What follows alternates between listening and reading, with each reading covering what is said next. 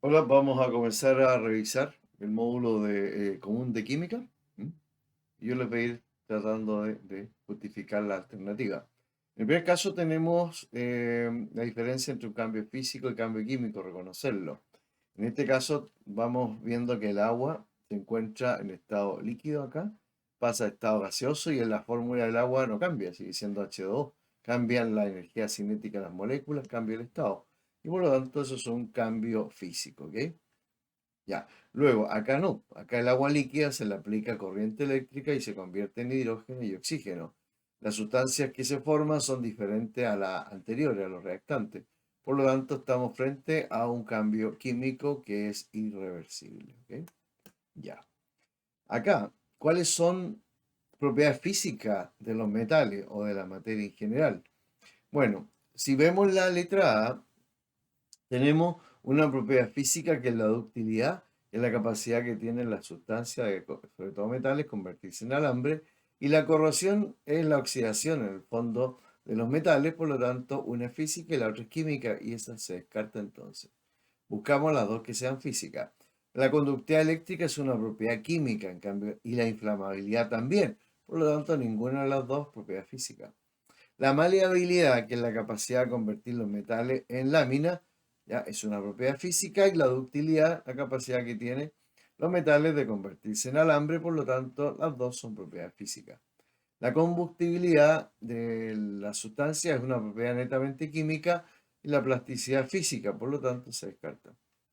La maleabilidad es una propiedad física. En cambio, la combustibilidad es una propiedad química y por lo tanto también se descarta. Y eso justifica la número 38. En la 39, las propiedades intensivas son aquellas que no dependen de la cantidad de sustancia que haya porque siempre son iguales. Por lo tanto, si tenemos un vaso con esta cantidad de agua, ya agua por ejemplo, la densidad es densidad 1. Si tengo un vaso de este porte y con mucha más cantidad de agua, ya agua también, la densidad sigue siendo 1. Porque establece la relación masa-volumen. Eso es densidad. Por lo tanto, no importa lo que haya, siempre la densidad del agua va a ser 1.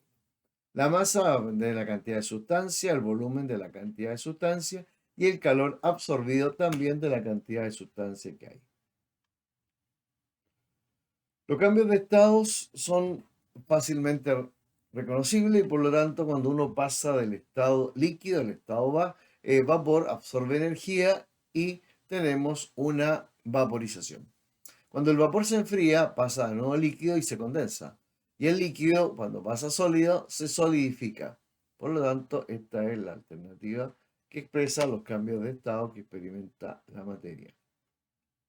Bueno, el concepto de endotérmico y o endergónico, o exotérmico y exergónico, ¿ya? En este caso, endotérmico significa que para su ocurrencia tiene que absorber energía y exo tiene que botar. O sea, este absorbe energía y este bota energía. ¿Ok? Por lo tanto, busquemos acá cuáles podrían ser. La fusión recoge energía y la ebullición también, entonces los dos son endo. La solidificación y la licuación, los dos son exo, los dos botan energía. La condensación bota energía y la sublimación podría botar o absorber, no dice de qué, pero ya la condensación es exo y acá el primero tiene que ser endo, tampoco va. Sublimación podría ser exo-endo, pero la fusión es netamente endo y la segunda dice tiene que ser exo. Por lo tanto, tampoco va. La sublimación puede ser endo-exo. En este caso hablamos de que puede ser endo. ¿Ya? La sublimación progresiva podría ser. Y la solidificación, la única manera de que ocurra es que sea liberando energía exo. Por lo tanto, esta es endo y esta es exo. Y ahí está el concepto que buscamos. La número 42. Hay que leer muy, muy bien y un buen rato. ¿Ya? Aquí nos dice que estos son hidrógenos ácidos. Y hay dos hidrógenos ácidos y dos oxígenos. Por lo tanto, este compuesto tiene el nombre de dihidroxi. Miren. Hidroxi, hidroxi. Dihidroxi. ¿Ya? Dioxi, porque hay dos oxígenos. Dióxido dióxido azufre. Entonces nos presentan una molécula muy parecida, pero se trata de una molécula en la cual está el fósforo. Y ahí hablan de un trihidroxi, perdón, trihidroxi. Ya, y acá tengo los dos. Puede ser al revés el H, da lo mismo. Y acá pongo el otro, OH.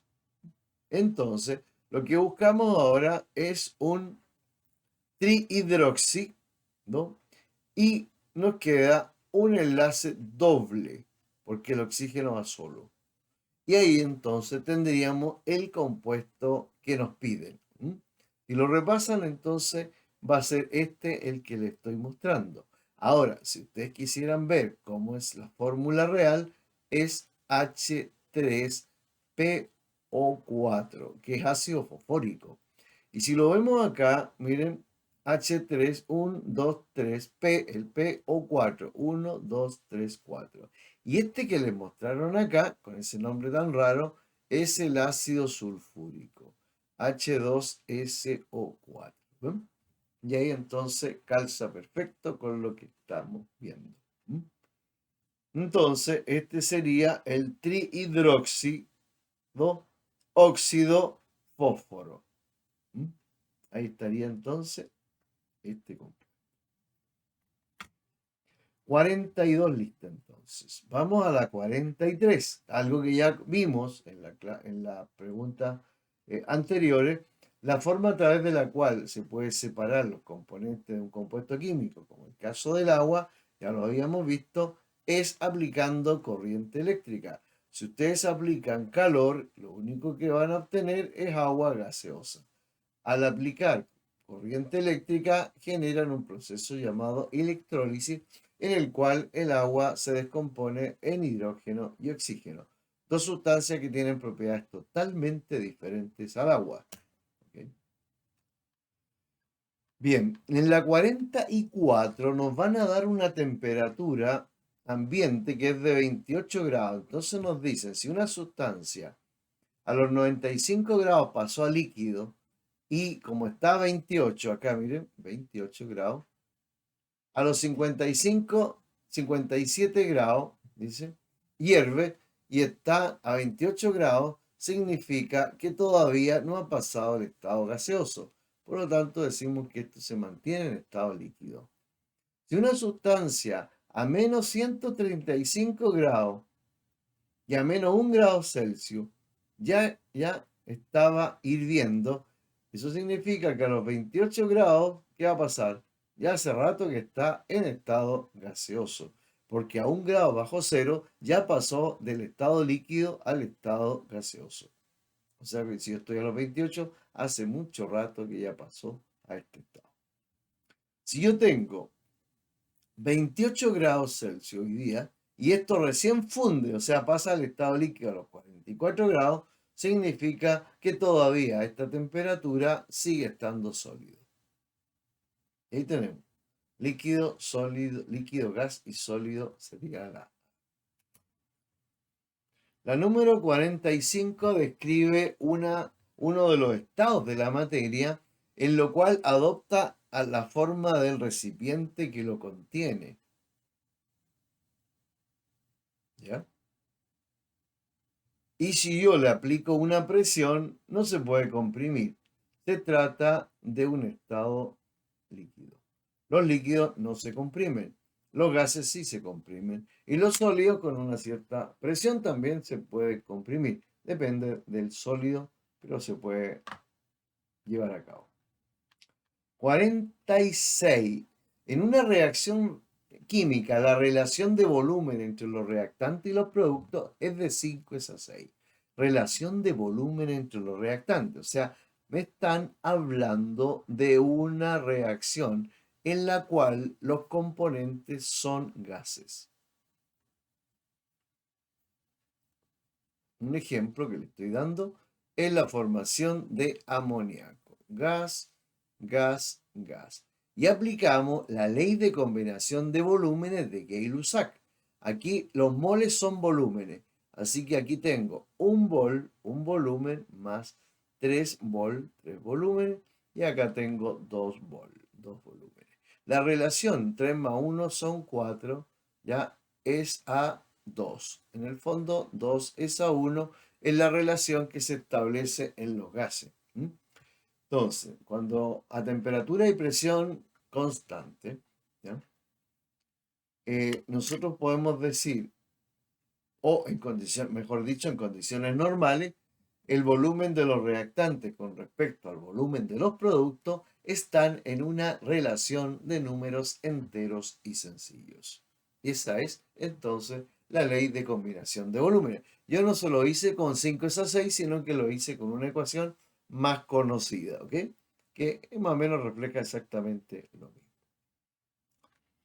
La 47, cuando uno tenga esta reacción acá, les aconsejo hacerla de nuevo. Ag más 2 ácido nítrico va a dar AgNO3 más NO2 y más agua. Como está igualada, esto es un mol más 2 moles, ¿ya?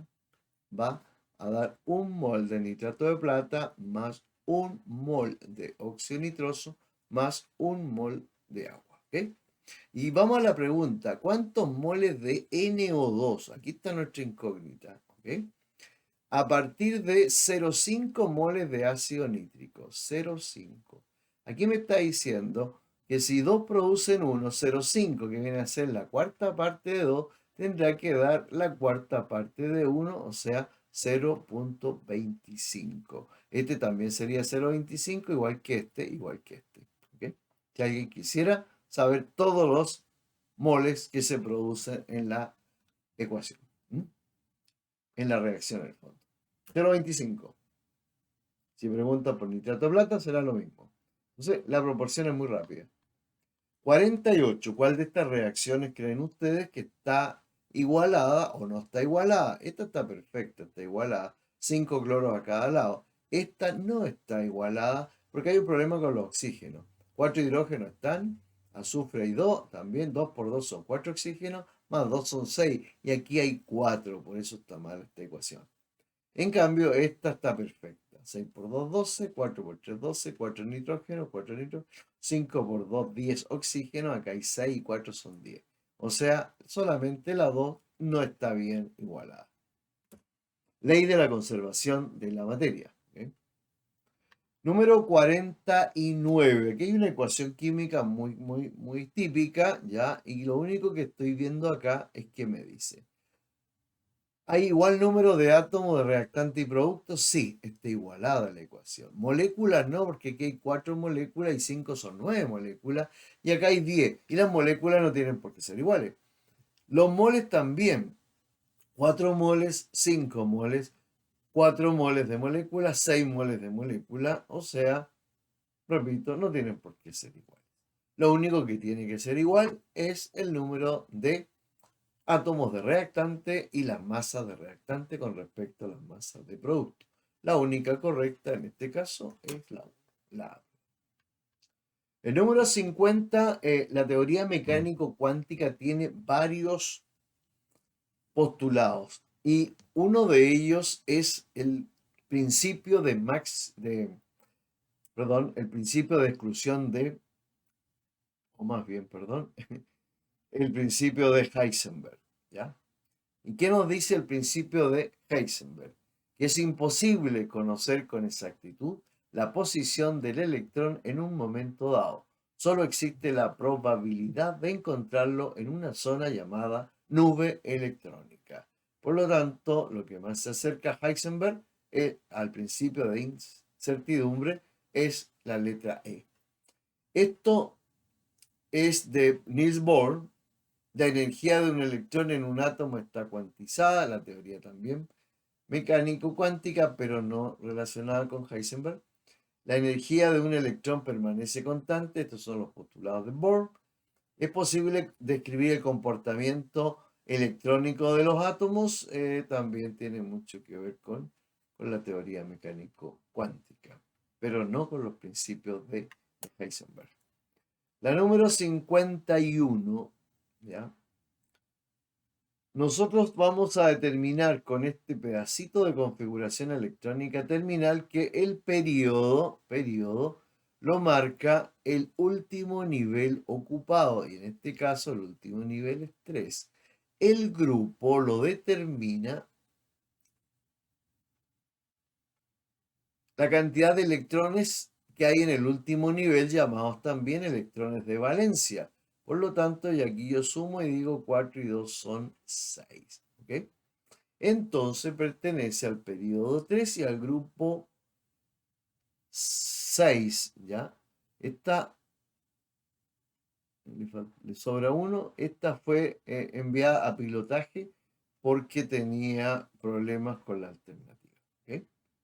Y porque ahí se le cambió el número y no se le cambió acá. La pregunta 52 fue omitida también para no dejarla ahí y también pasó a ser pilotaje. Son todas las de pilotaje que hay en el plan común de química, ¿ya? Así que por eso está ahí. Las 53 tienen que ver con presión, ya que este año entra la ley de los gases en la prueba, para eso, entonces hay que tener mucha claridad. Se supone que cuando la presión atmosférica es igual a la presión que hay dentro del gas, estas dos columnas están a la misma altura. Si la presión del gas es superior a la atmosférica, este nivel va a bajar, ¿cierto? Y este va a subir, de ahí para arriba, por supuesto. Si al revés, la atmosférica es mayor que la del gas, va a comprimir el gas y por lo tanto va a bajar esto y va a subir esto. Bueno, no pasó mucho, en este caso pasó lo que tenía que pasar, la presión del gas es igual a la atmosférica, pero en este caso, si ustedes se dan cuenta, la presión atmosférica fue mayor que la presión del gas, por eso comprimió este gas acá en el recipiente, y esto es perfectamente lo que aparecería acá. La presión del gas va a ser igual a la presión atmosférica menos la presión que se aplicó por el gas sobre la columna en relación a la presión atmosférica. Acá le ganó el gas, ¿se fijan? Y por lo tanto bajó esta columna y subió la otra. Aquí la presión del gas superó la atmosférica. Pero aquí dice, ¿cómo saco la presión del gas? Será igual a la presión atmosférica, ¿ya? Más entonces la altura. ¿Ok? De manera que nos quedaría entonces con la 1 y la 2 como correctas. Y la número 54, los elementos Q y R. El Q está acá en la tabla periódica en el 1A. Y por acá estaría en la tabla, por acá, el 7A, ¿cierto? En este caso estaría aquí el R. Entonces, el R es más electronegativo, ¿cierto? Tiene mayor potencial de ionización, mayor electroafinidad, mayor electronegatividad que el Q. De manera que R es más electronegativo que Q porque estaría en el grupo 7A, ya que podría ser hasta el flúor.